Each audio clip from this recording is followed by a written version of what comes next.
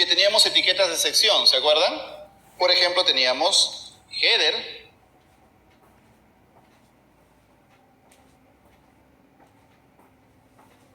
Muy bien, buenas tardes amigos, vamos a comenzar el segundo bloque del día. Ya vimos en la clase número 2 etiquetas para organizar, la estructura básica, ¿se acuerdan? Y las etiquetas para las secciones, header, nav, article, etc. Ahora vamos a hablar de agrupación de contenido, es decir, las etiquetas de agrupación de contenido te permiten eso, agrupar información en bloques de contenido.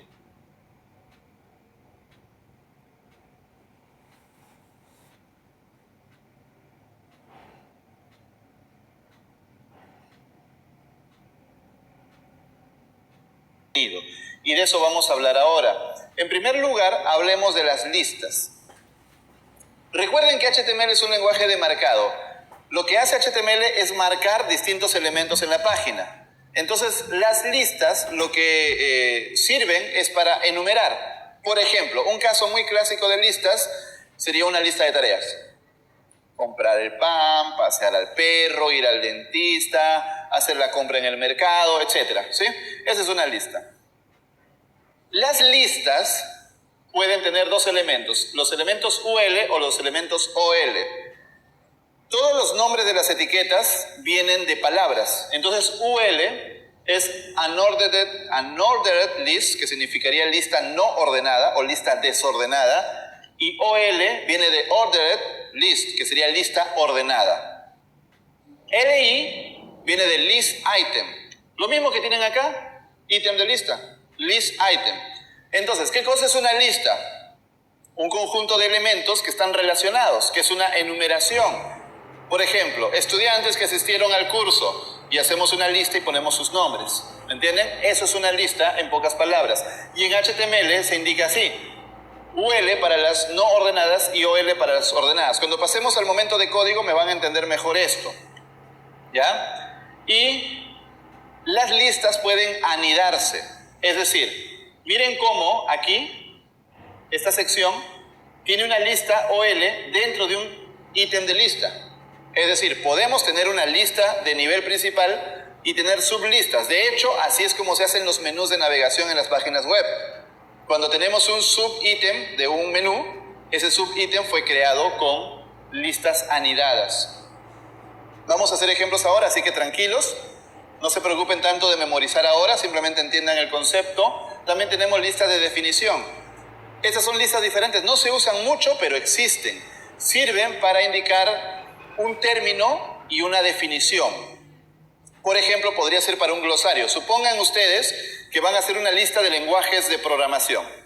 ¿Sí? Entonces tú quieres poner el nombre del lenguaje y una explicación. Entonces, para eso harías una lista de definición. Aquí he puesto, por ejemplo, una lista de capitales. ¿Qué cosa es DL? Definition List. DL, Definition List. DT, Definition Term, es decir, término de definición. Y DD, Definition Description, la descripción de esta definición. ¿Ok? Entonces, en este caso lo que he hecho es una lista de capitales. Podría poner arriba un H2 o un H1, dependiendo de la estructura del documento, y decir, ¿no? Lista de capitales en Latinoamérica. Y luego voy poniéndolo así. En este caso es más correcto hacerlo de esta manera que hacerlo con una lista como esta. Entonces tú tienes que entender en qué caso estás siempre. Nuevamente, vamos a pasar luego al código para que ustedes lo entiendan mejor. Esto de acá es muy importante. A partir de HTML5 se creó una nueva etiqueta llamada Figure. La etiqueta Figure permite que tú pongas un contenido relacionado, pero que esté, digamos, que rompa el flujo del contenido. Me explico. ¿Se acuerdan que hace un rato hablamos de la site? Y dijimos que la site es para un contenido que no está relacionado, pero que igual quieres ponerlo como una publicidad. ¿Se acuerdan? ¿Sí? Perfecto.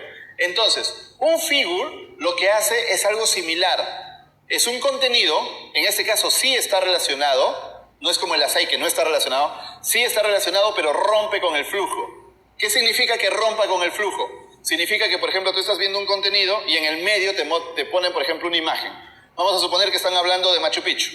Y en el medio te ponen una foto de Machu Picchu. Y luego sigue el contenido. Ese es un figure, porque rompe con el flujo. Pero no solamente una imagen, podría ser un video, podría ser una cita. Por ejemplo, algo que dijo Albert Einstein. Una frase de Albert Einstein la podemos meter en un figure. Podría ser código. Claro, porque también rompe con el flujo. Estamos hablando, por ejemplo, de algo de JavaScript. Y hacemos esto, miren. Miren acá. Hay un figure y dentro del figure hay un play y un code. ¿Se dan cuenta? O sea, supongamos que estamos escribiendo un tutorial en un blog, en un artículo. Entonces, el figure nos sirve para meter un pedazo de código. Entonces, repito, ¿qué hace el figure? Mete un pedazo de contenido que sí está relacionado, pero que rompe con el flujo.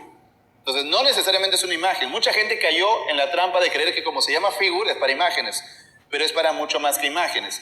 ¿Y qué cosa es Fig Caption? Fig Caption es la leyenda de este contenido. La leyenda, es decir, una descripción, un título, una explicación. Fig Caption es opcional, ¿ok? Fig Caption es opcional, no es obligatorio, pero si quieres, ahí está. Y esto es semántico, esto es completamente semántico. Sigamos. Veamos otros elementos. El elemento main es el elemento más importante en una página web. Digamos que es donde se pone todo el contenido principal de la página. Por otro lado está el nav, por otro lado está el header, el footer, ¿me entienden? Pero el contenido más importante debe estar siempre dentro de main. Así que acuérdate, debe haber un main en tu página. Luego, P son bloques de texto. Como dice acá, este es un párrafo, es decir, un bloque de texto. Cada bloque de texto es un P de párrafo. Ya está, fácil. Esto es otro elemento que viene con trampa, HR. ¿Por qué viene con trampa? Porque HR significa horizontal rule, regla horizontal. Si tú pones HR, yo veo varios con su laptop, si ponen HR y ven en el navegador, van a mirar que se imprime una línea. Entonces, muchos caen en la trampa de decir, pero esto es una línea. Yo también puedo hacer una línea con CSS, border bottom, un pixel, solid, black, ¿no? Y ya está, una línea. Es que no, siempre recuerda, HTML no es estilo, HTML no es diseño, HTML es estructura, por lo tanto este HR significa algo.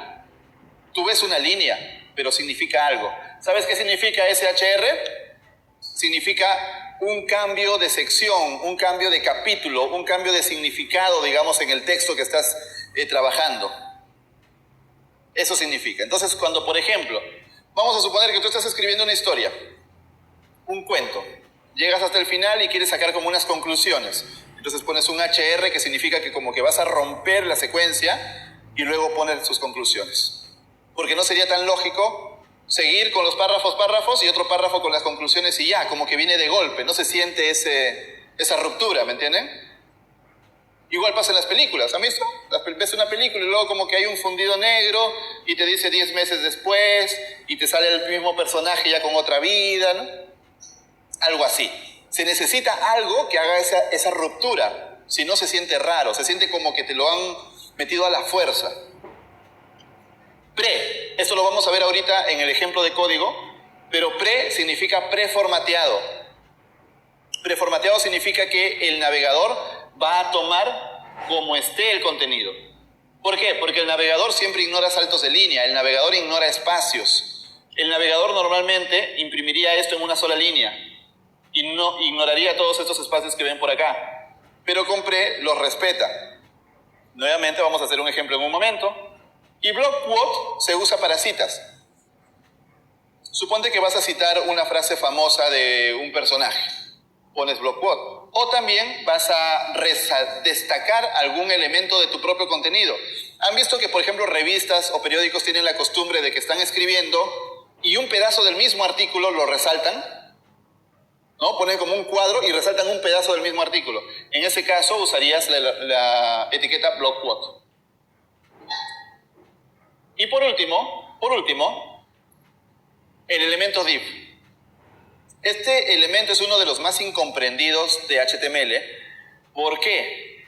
Porque está en los dos extremos. Gente que tiene algo que le llamamos en son de broma divitis, que es meterle div a todo, div. No pones P, no pones H1, no pones section, no pones article, pones div. Eso está completamente mal. Y gente que se va al otro extremo diciendo que ya no se debe usar nunca div. Los dos están mal. ¿Qué cosa es div? Div es una etiqueta que no significa nada. Es curioso, porque en HTML se supone que todo significa algo, ¿sí o no? El P significa algo, el UL significa algo, el HR significa algo, todo significa algo. Pero hay dos etiquetas que no significan nada en HTML, div y spam.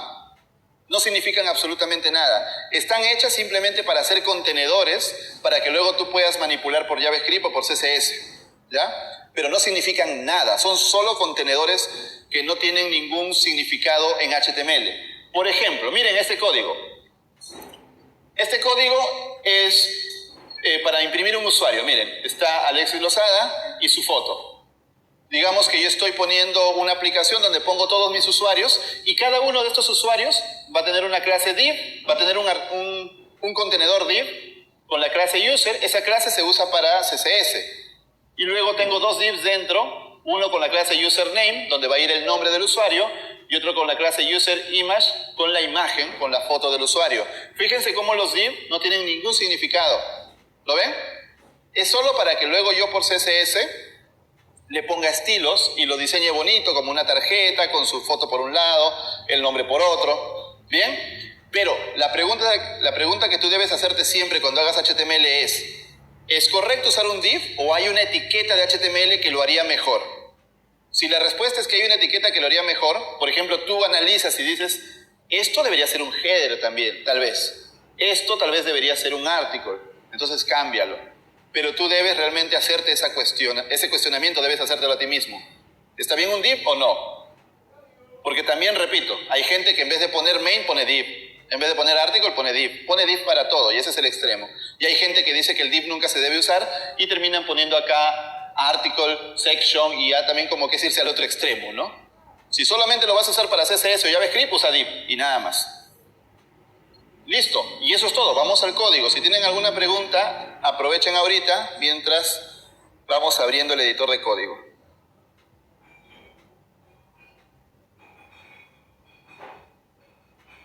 Te cuento, buena pregunta. Te cuento, HGroup no existe ya. HGroup fue una propuesta que se hizo para HTML, pero se descartó. Ahí está. ¿Ves? El elemento HGroup ha sido removido de la especificación. ¿Lo ves? Me costó encontrarlo, pero ahí está. No, o sea, que no tenía sentido. Fue una propuesta, claro, de meter un H1 y un H2 juntitos con HGroup, ¿no? Pero luego lo analizaron y dijeron... Iba contra la estructura, realmente. Usar varios H1 no es un error de HTML. Hace tiempo, antes de HTML5, no se permitía usar más de un H1 en un documento HTML. O sea, el validador te daba un error. Hoy día se puede, pero aunque se puede, es recomendable no hacerlo, porque lo que tú acabas de decir, Google usa el H1 como el título principal de la página y es el que le da más valor. De ahí saca el título, de ahí entiende el significado de la página, etc. Es recomendable tener uno solo, aunque se pudiera.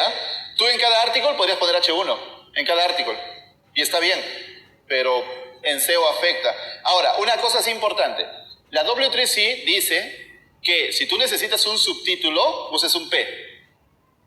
O sea, H1 y un subtítulo. Por ejemplo, curso HTML5 desde cero. Y el subtítulo que sea dictado por Álvaro Felipe o no sé qué. ¿Ya? Ese subtítulo usa un P. Eso es lo que dice la especificación. No uses un H2 y los metas en HGroup. Eso nunca funcionó. Fue baneado de la especificación.